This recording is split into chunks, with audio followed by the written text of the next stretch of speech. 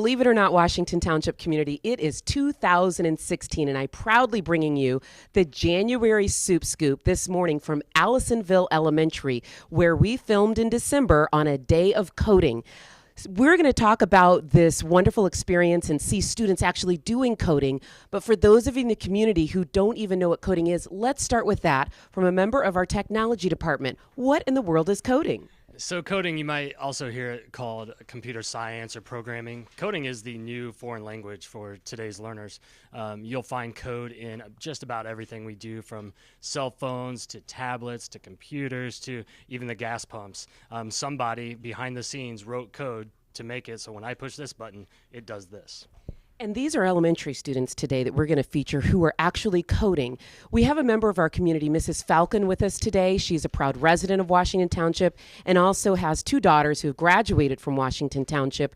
Why is coding of interest to you, and why are you here today to support our elementary students? We had a situation that we did not anticipate with one of our daughters, the oldest, sitting in a classroom, computer science class at a Big Ten university, and she had never had experience or exposure to coding. She was quite shocked.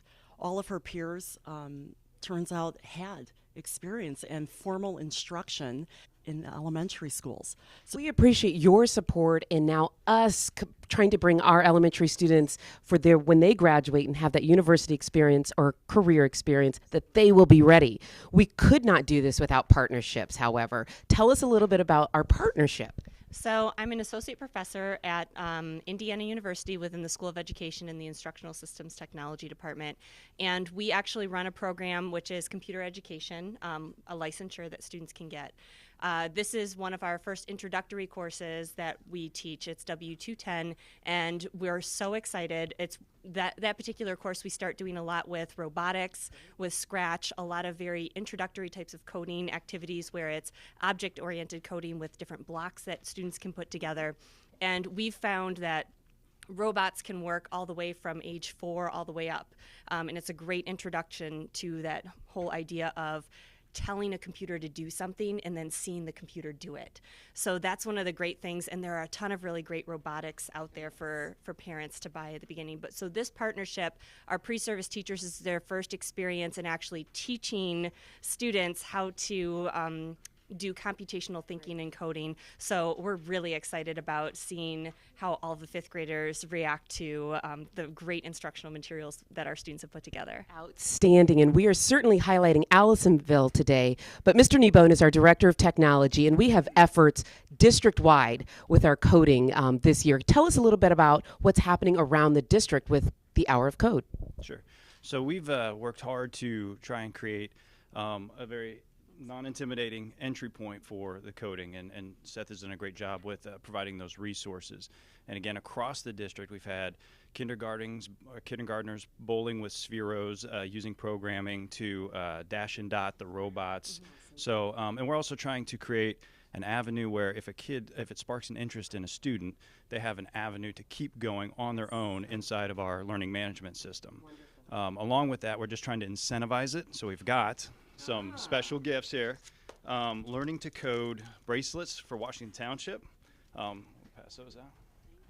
And stickers, just some things. They can earn badges inside of Canvas, our learning management system, and just something to keep them moving along that path. Wonderful. Well, we're going to take, as we close, a glimpse into classrooms here at Allisonville who are coding. Morgan, thank you so much for speaking with me. I know earlier in the week you participated in an hour of code here at Allisonville. What was that like?